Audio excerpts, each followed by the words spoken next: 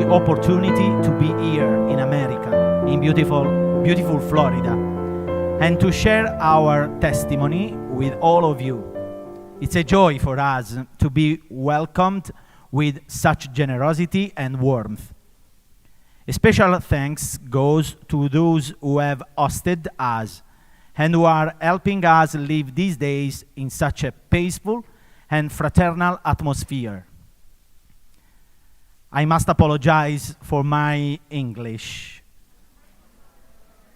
Fortunately for you, my presentation will be in Italian.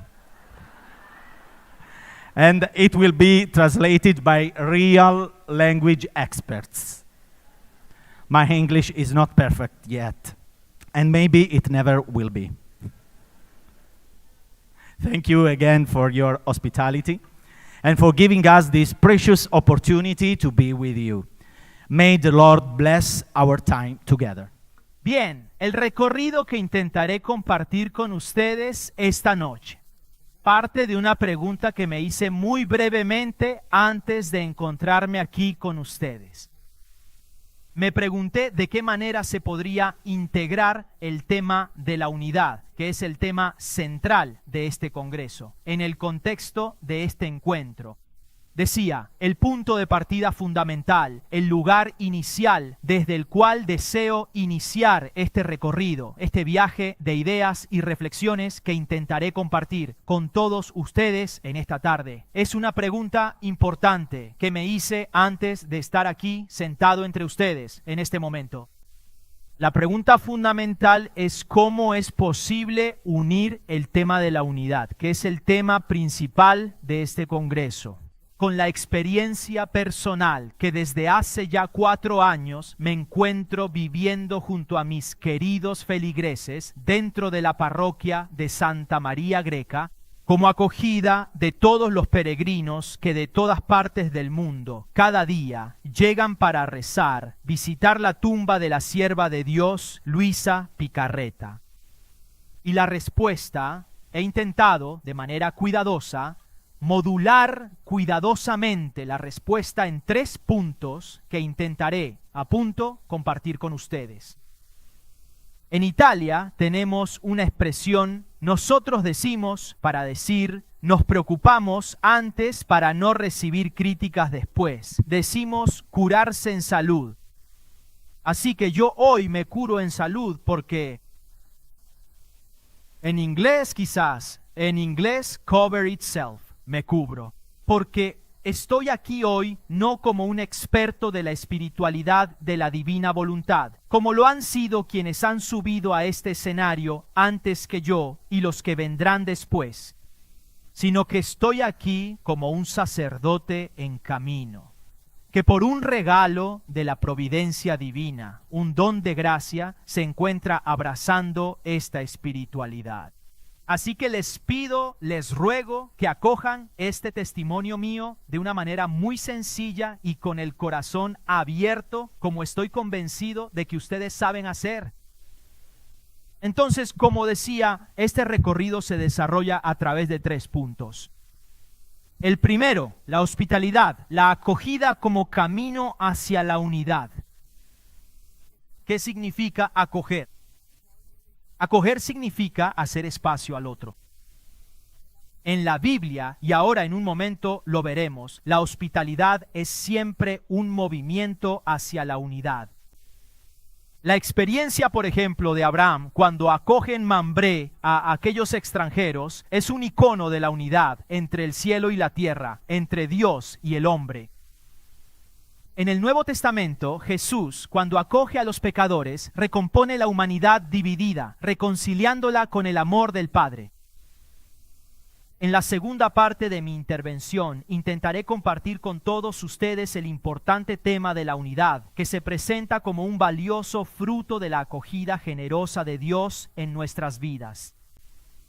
En el Nuevo Testamento, la unidad no es fruto del esfuerzo humano, sino que es un don de gracia, un don que nace de la acogida del Espíritu Santo.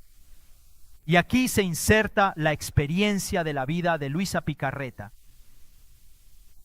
Su espiritualidad de la divina voluntad es una forma de hospitalidad radical. Dios es acogido de forma estable en el corazón de Luisa. Y esta acogida total genera una unidad perfecta entre la voluntad divina y la voluntad humana, una comunión que refleja la unidad misma de la Trinidad.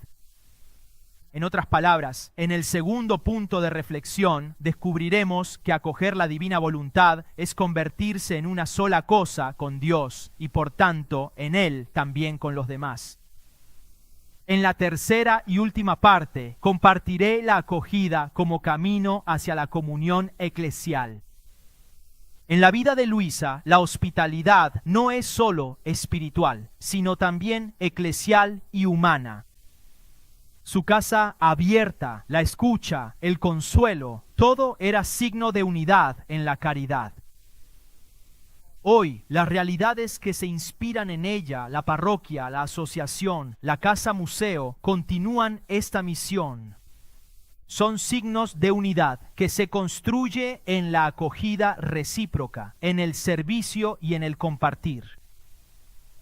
Bien, en la primera parte decíamos la hospitalidad como camino de santidad. El tema de la acogida atraviesa toda la Sagrada Escritura como un hilo conductor que une la revelación de Dios a la experiencia concreta del pueblo de Israel y de la Iglesia.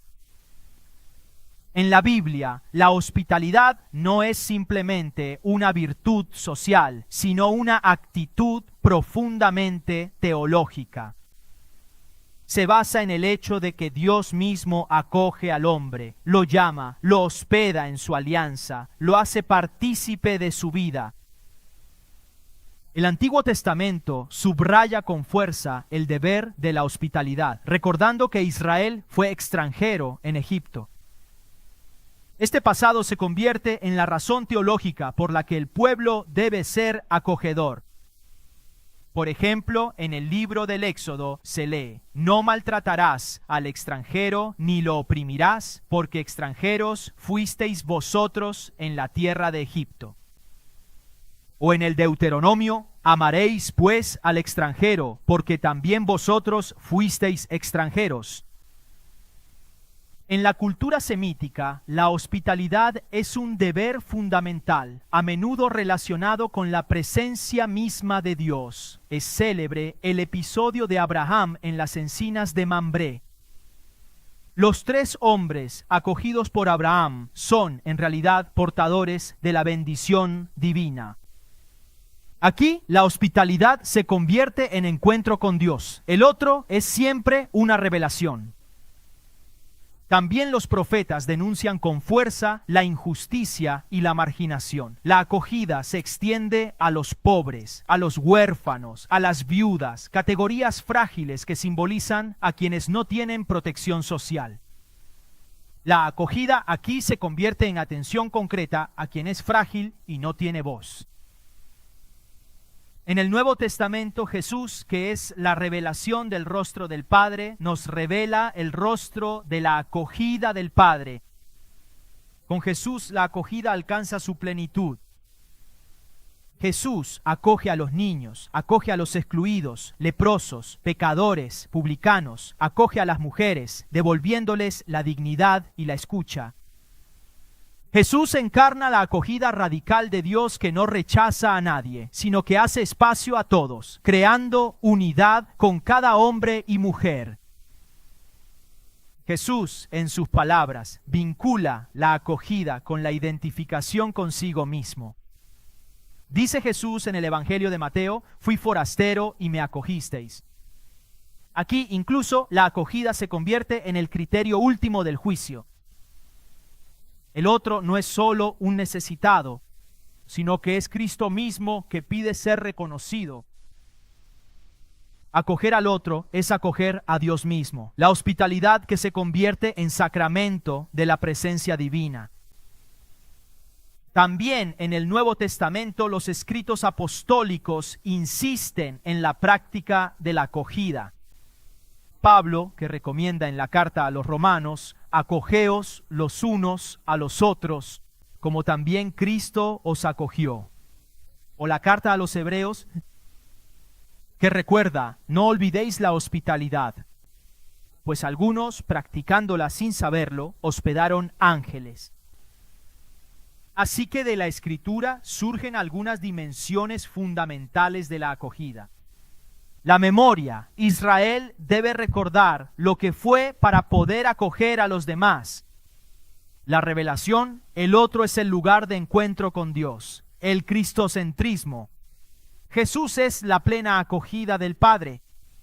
Y por último, la eclesialidad. La iglesia es una comunidad que vive de la acogida recíproca.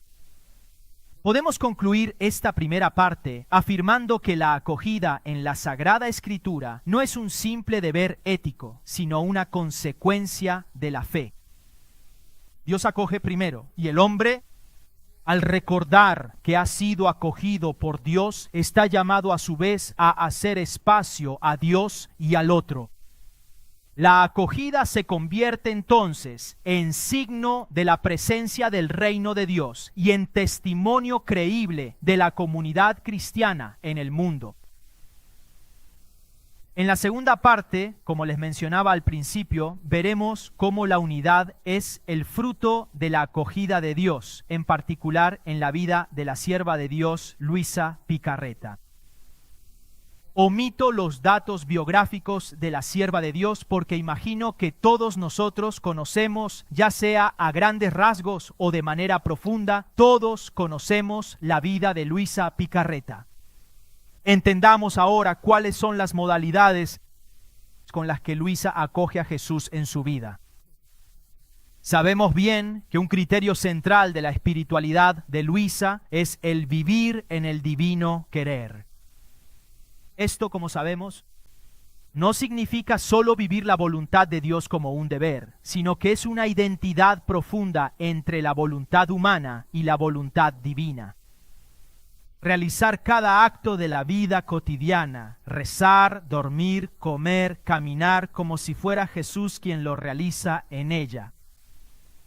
Este vivir en la voluntad divina es para ella la forma más alta de unión con Jesús. Y todo esto presupone una actitud de acogida, de hospitalidad, precisamente de otra presencia, la de Jesús. Desde joven, Luisa siente la exigencia de compartir el sufrimiento de Jesús. Meditaba la pasión.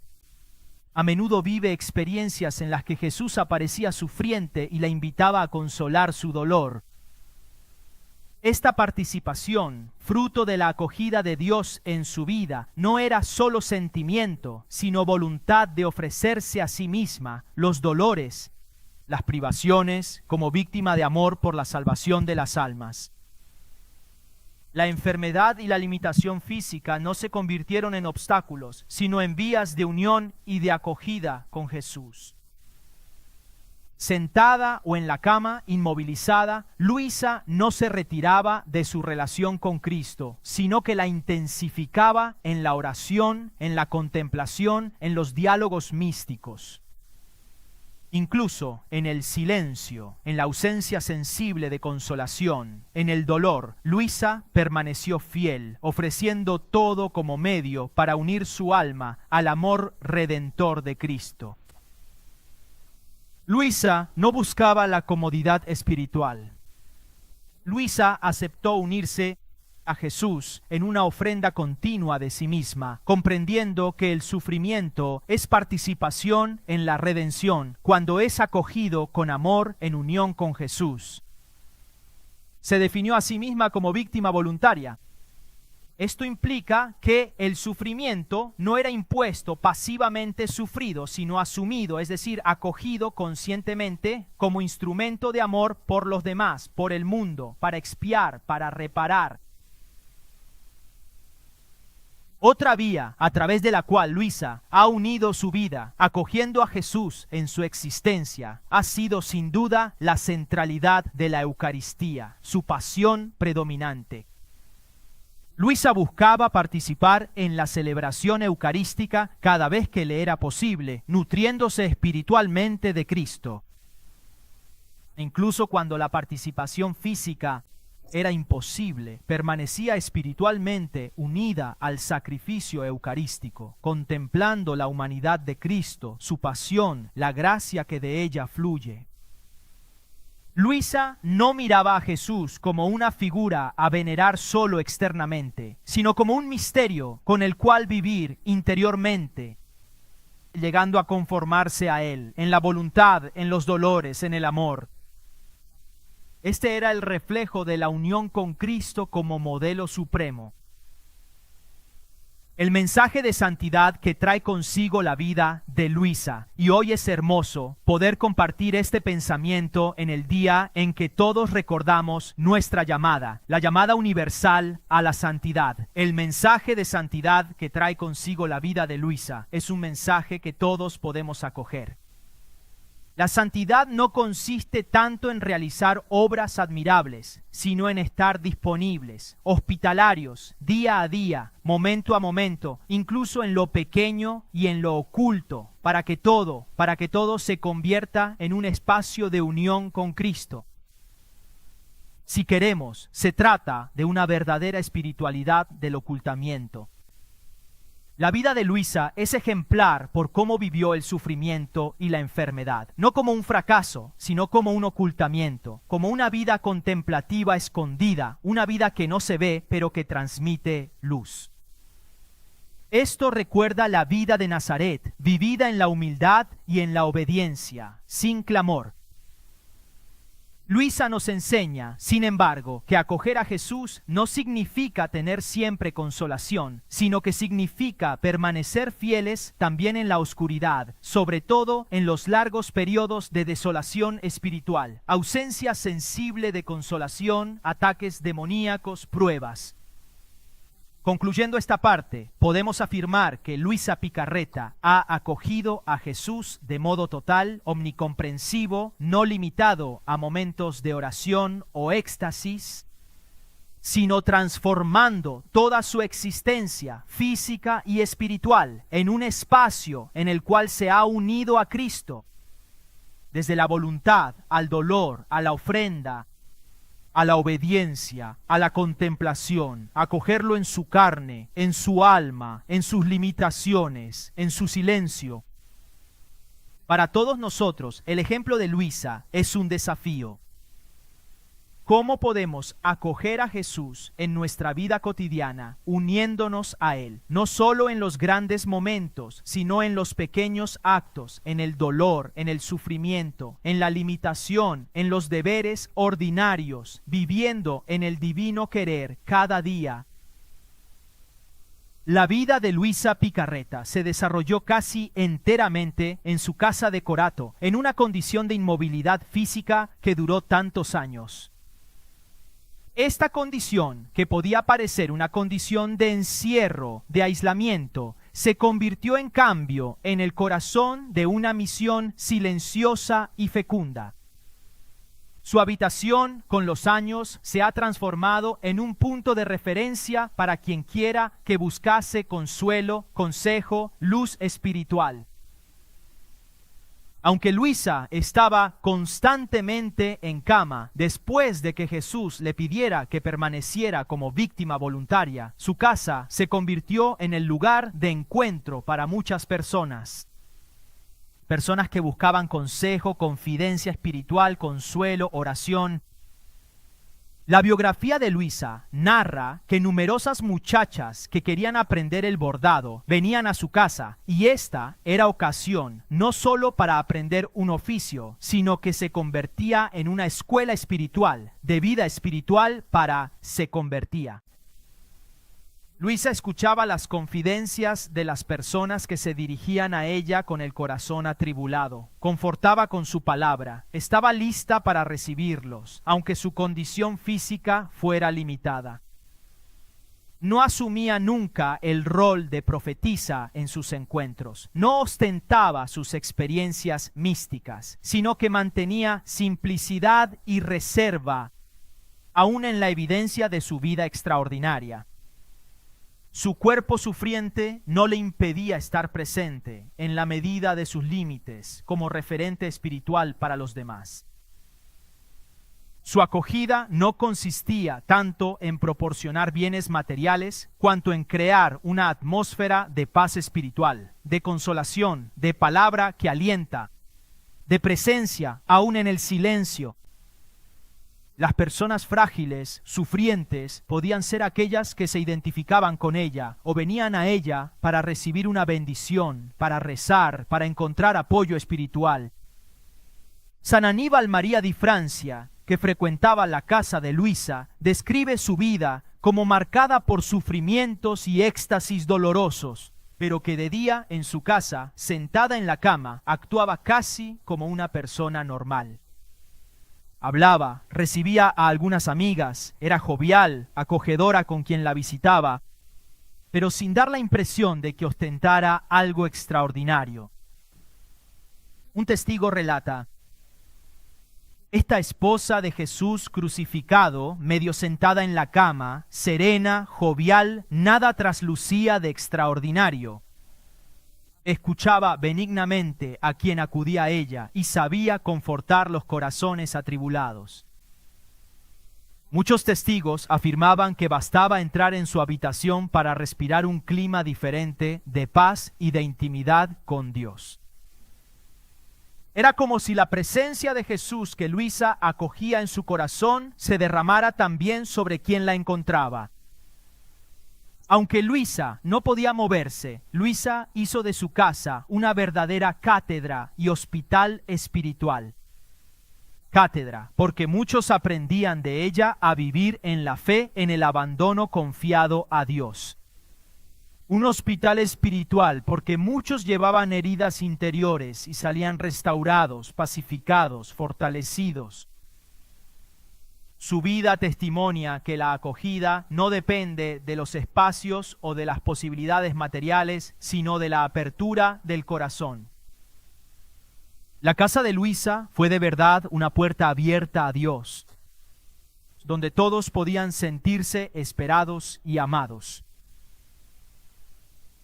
Hoy, y llego a la tercera y última parte de mi testimonio, hoy la misión de acogida que se desarrolla en torno a la figura de Luisa está viva y es concreta, y se lleva a cabo a través de la colaboración, que si queremos es una forma de unión, de comunión, entre la parroquia Santa María Greca, de la que soy párroco desde hace 4 años, la asociación Luisa Picarreta y la realidad de la casa museo.